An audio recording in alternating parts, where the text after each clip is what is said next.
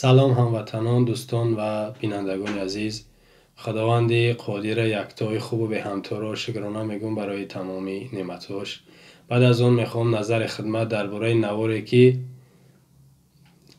دیروز تماشا کردم، اما شاید اخیرا نفری باشم که همین نوار ما دیدم.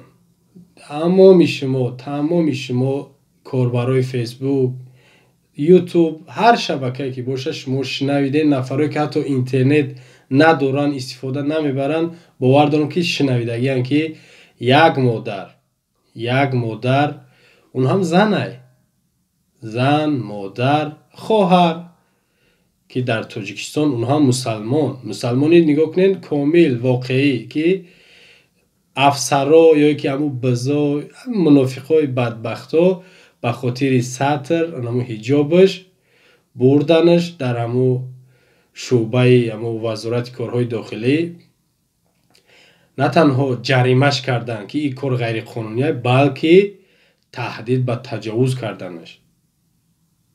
شان شرف، آبرو، پزنی یک طرف، تهدید به تجاوز کردنش. نوارا شما دیدین که مادر خودش به علم به گریه نقل میکنه.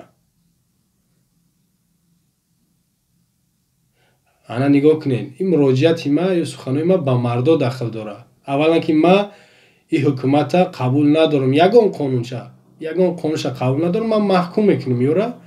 نه که مراجعت ما به مردها به زنها نه.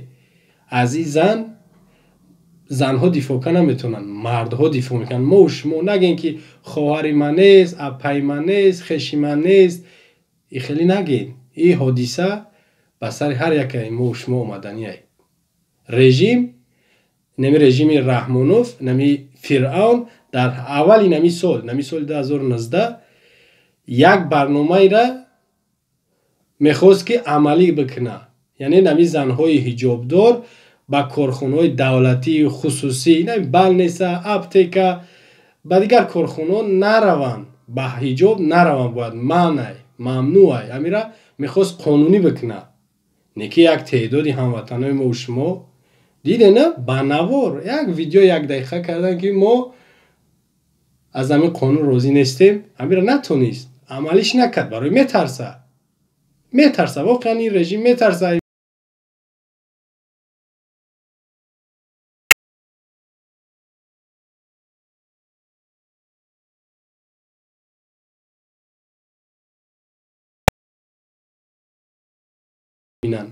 این اولین زن نیست، آخرین زن هم نیست. چندین زنها و مادرای هستن که حتی شاید که با تجاوز هم رفتگی باشه کارشون، نه که ایزا میکشن یا که همه خیلی از ترس خاموشن. باید که راهی چاره را، راهی حلی را باید ما و شما بیاییم.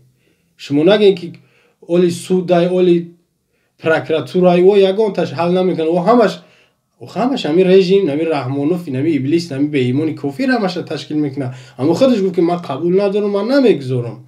همه یا میدونه که سگای همون،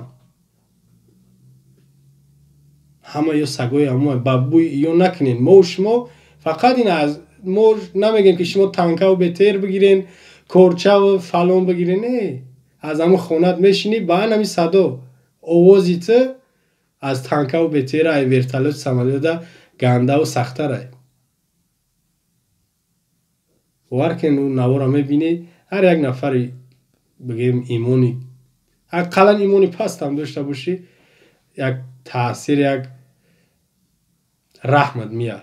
حالا اینکه ما حدیث آیاتای زیاد داریم که مسلمان برادری مسلمانای، فرق نداره زن باشه خواهرت، مرد باشه برادرت. دفاع کردن، پشتیبانی از مسلمان کردن، این نشانه ایمانداری ما و شماه.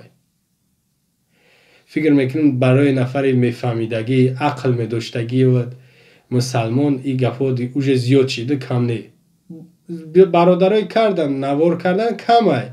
اگر ما 5000 10000 1 میلیون ما اگر نوار بکنیم که بس ای خواهرای ما، ای مادرای ما، ای زنای مسلمان تاجیکستان، بس که شما ظلمشون کنین، تحقیر، پزنی و دستانه طرفشون برین. بس ما اگر خدر نوار کنیم 5 10 20 هزار 1 میلیون навор و دیگه دستشون طرفی مادرای ما و شما نمیبرن.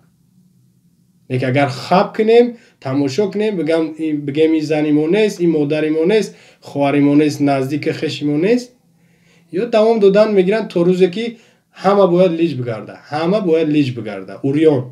چخیلی که رحمان در معقولای خشروگ فسانک دخترکتون برین پیش ما بیین رویشون میکنین، چخیلی که در معقولای امام علی ده همون خیلیشون میکنین.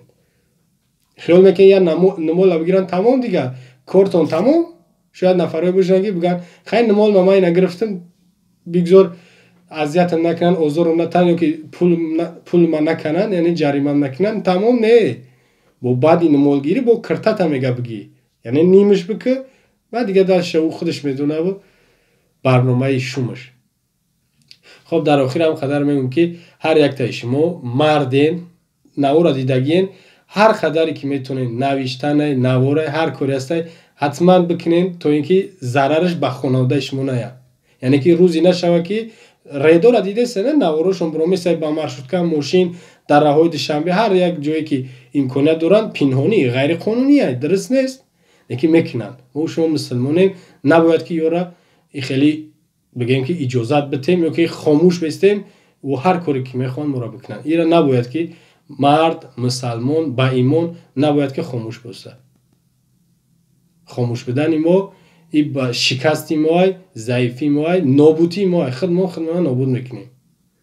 و السلام علیکم و رحمت الله.